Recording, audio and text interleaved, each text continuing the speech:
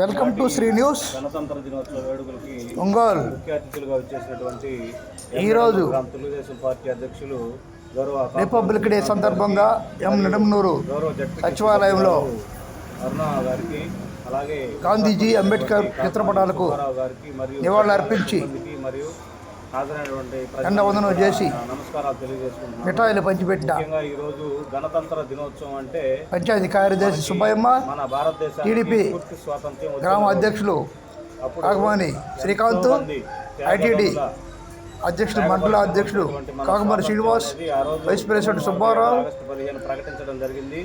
మొదలగు సచివాలయ సిబ్బంది, గ్రామ నౌకర్లు మొదలగు పాల్గొన్నారు. ప్రకటించడం జరిగింది.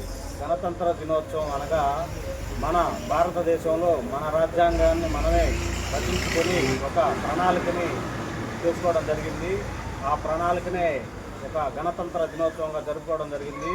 కీర్తిశేషులు బాబాసాహెబ్ డాక్టర్ బిఆర్ అంబేద్కర్ గారు ఆయన ఆధ్వర్యంలో వేసిన కమిటీ ఈ భారత రాజ్యాంగాన్ని చాలా బాగా ఆ రోజు రచన చేయడం జరిగింది. ప్రపంచంలోనే భారతదేశంలో ఉన్నటువంటి ఈ రాజ్యాంగం ఎంతో ప్రజాస్వామ్య విలువలు కలిగినదిగా ఆ రోజు పెద్దలందరూ కూడా ప్రశంసించారు. అలాగే 1950 జనవరి 26న ఈ గణతంత్ర దినోత్సవంగా మనం ఆ రోజు కూడా జరుపుకోవడం జరుగుతుంది.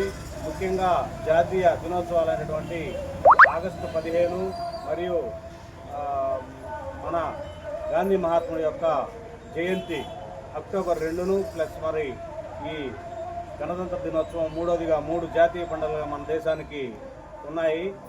ఈ గణతంత్ర దినోత్సవం సందర్భంగా అందరికీ నా శుభాకాంక్షలు తెలియజేస్తూ నాకు ఈ అవకాశం కల్పించినటువంటి అందరికీ ధన్యవాదాలు తెలియజేస్తున్నాను.